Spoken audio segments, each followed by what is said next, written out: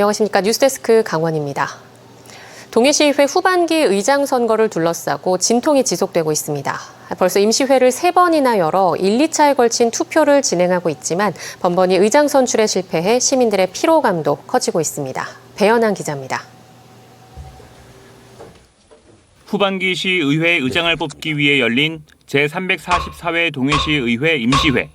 투표가 시작됐지만 더불어민주당 소속 의원들은 아예 기표소에 들어가지 않고 투표용지를 투표함에 집어넣습니다.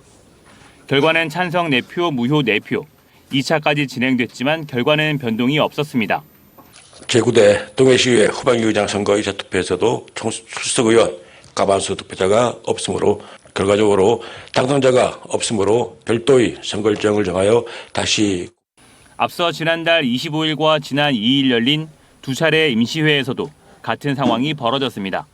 보궐선거에 당선된 국민의힘 3선 박주현 의원이 의장 선거에 단독 출마해 1, 2차 투표가 진행됐지만 2번 모두 찬성 4표, 무효 4표가 나와 당선자가 없었던 겁니다. 무효표를 던지고 있는 더불어민주당 소속 의원들은 국민의힘이 의장을 맡는 것에는 찬성하지만 민주당 소속으로 재선을 했던 박주현 의원이 의장을 맡아서는 안 된다는 입장이어서 의장 선출 진통은 계속될 것으로 보입니다. 3번의 임시회를 열어 6번의 투표를 진행했지만 의장이 뽑히지 않으면서 시민들은 피로감을 호소하고 있습니다.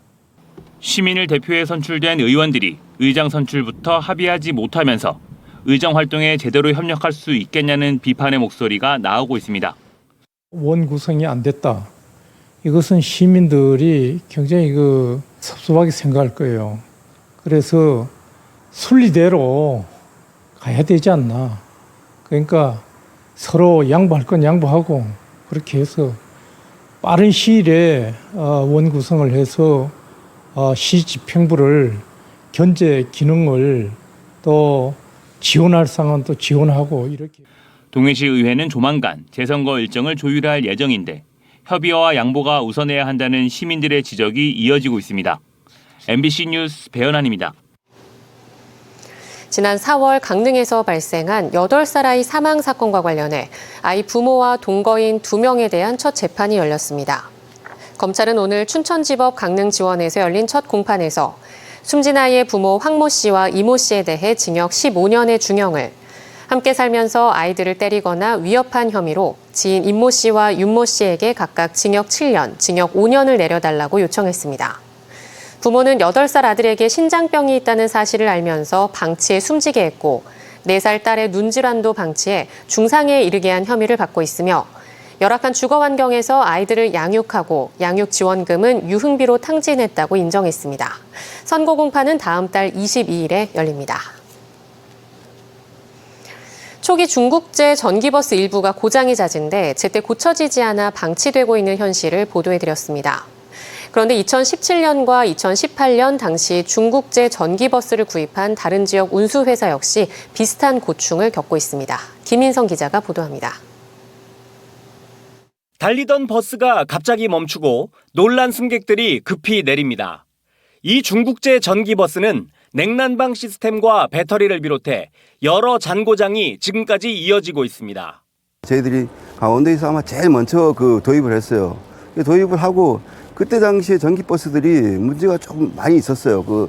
초창기에서. 그래서 한 1년 지나고부터 차량 결함이 많이 생겼거든요. 이 버스는 국내 한 수입업체가 중국 회사로부터 수입 판매를 했는데 중간에 수입업체가 2차례 바뀌었습니다.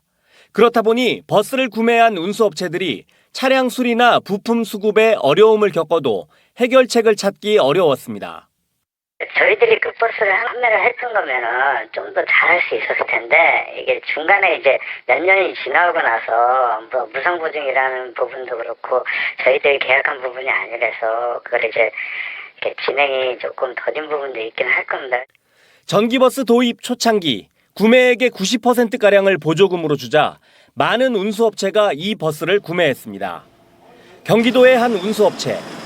9개 영업소에 버스 기사가 900명가량 근무하고 있습니다. 이 회사도 강릉의 운수회사처럼 2019년과 2020년 해당 중국 업체의 전기버스 30여 대를 구매했습니다. 하지만 너무 고장이 많이 나고 한 번 충전에 100km 남짓밖에 운행을 못해 기사들이 꺼려하면서 지금은 대부분 시내버스가 아닌 마을버스 노선에서 운행하고 있고 일부는 방치돼 있습니다. 보통 기사들이 새 차가 나오면 타고 싶어하는 욕망이 있었는데 그런 안 좋은 일들이 많다 보니까는 회피하는 경우도 많았고 그러다 보니까는 그때 당시에 좀 어떤 문제점이 많았다고 냉각 난방 개통이라든가. 춘천의 한 운수업체 역시 또 다른 중국 업체의 전기버스를 도입했었는데 고장이 너무 잦아 애를 먹었습니다. 잦은 고장으로 인해서 일하면서 애로사항이 많았어요. 차량이 수리가 빨리 돼야만이 저희도 정상적으로 그 차를 갖고 계속 운행을 하는데 시간이 오래 걸리니까는. 하지만 부품 수급과 수리에 어려움을 겪는 일이 반복되면서 결국 지난해부터 국산 버스만 구매하고 있습니다. 가장 어려웠던 부분이 부품 수급이에요. 일단 중국에서 생산된 부품이 생산되다 보니까 그쪽에서 저희가 주문을 하면 뭐 보통 오는데 거의 한 달 정도 걸리거든요. 전기버스 도입 초창기, 지금보단 많이 아쉬웠던 기술력에 그보다 더 아쉬운 AS 시스템 때문에 많은 운수업체들이 어려움을 겪고 있습니다. MBC 뉴스 김인성입니다. 이맘때쯤이면 강원도에선 옥수수 수확이 한창인데요. 이 수확을 코앞에 두고 뜻밖의 불청객, 멧돼지가 말썽을 부리고 있습니다. 유주성 기자입니다. 산 아래 넓게 펼쳐진 옥수수밭. 수확을 앞둔 옥수수들이 빽빽히 자리 잡았는데 한가운데가 뻥 뚫렸습니다. 가까이서 확인해보니 줄기가 이리저리 꺾여 바닥에 나뒹굽니다. 옥수수 알맹이는 흔적도 없이 사라졌고 잔해만 남았습니다. 어젯밤 멧돼지가 밭으로 내려와 옥수수를 먹어치운 겁니다. 간밤에 내린 비에 땅이 질어지면서 멧돼지의 발자국도 고스란히 남았습니다. 인근의 또 다른 옥수수밭. 옥수수밭 중 산과 먼 쪽만 남겨두고 산과 가까운 쪽은 갈아엎었습니다. 멧돼지가 수시로 출몰하는 지역입니다. 피해가 커지자 옥수수를 아예 베버리고 새로운 작물을 심었습니다. 어저녁에도 내려오고 그저께 저녁에도 내려오고 내려오는 거는 뭐 저녁마다 내려오지. 제대로 된 수확을 못해요. 상품 가치가 없으니까 팔지도 못하고 다 먹지도 못하고. 올 들어 원주 지역에서 멧돼지와 고라니 등 야생동물로 인해 발생한 농작물 피해는 신고된 것만 300여 건. 아프리카 돼지열병으로 야생 멧돼지 개체수가 감소했는데도 불구하고 피해는 계속되고 있습니다. 비용과 인력 문제로 개인이 멧돼지를 막기에는 역부족인 상황에서 유해 야생동물 포획단이 운영돼 지금까지 멧돼지 109마리를 포획했습니다. 수확기 야생동물 기승으로 포획단 출동이 늘면서 횡성에서는 5인 사격으로 엽사 1명이 중태에 빠지는 등 안전사고도 끊이지 않고 있습니다. MBC 뉴스 유주성입니다. 강릉시 공동주택 건설 현장에 지역업체 의무 참여가 확대됩니다. 강릉시는 오늘 공동주택 건설 현장 2곳의 시행사, 시공사와 협약을 맺고 총 공사비 40% 이상을 지역업체가 참여하도록 상호 협력하기로 했습니다. 이번 협약으로 2곳의 총 공사비 2,322억 원 가운데 929억 원이 지역 내 건설업체와 인력, 자재 등에 투입될 전망입니다. 강릉시는 지난해 11월 대규모 투자 사업에 지역업체 참여 확대 방안을 수립했으며 앞서 공동주택 건설 현장 5곳과 협약을 체결해 공사비 643억 원 가운데 299억 원을 지역업체가 맡았다고 설명했습니다. 2018 평창 기념재단이 강릉 하키센터에서 2024 플레이 윈터 아이스하키 아카데미를 엽니다. 기념재단은 다음 달 6일 강릉 하키센터에서 아이스하키 체험데이를 시작으로 해외 유명 코치진과 함께하는 본 프로그램과 전국 아이스하키 클럽 리그전을 진행합니다. 체험 일정은 초등학생을 대상으로 한 하루 입문 프로그램으로 진행되고 본 프로그램은 하키 경험자를 대상으로 8월 19일부터 23일까지 4박 5일 동안 진행됩니다. 플레이 윈터는 2018 평창 동계올림픽 패럴림픽 대회 유산으로 남겨진 경기장과 동계 종목 활성화를 위한 기념재단의 통합 브랜드 캠페인입니다.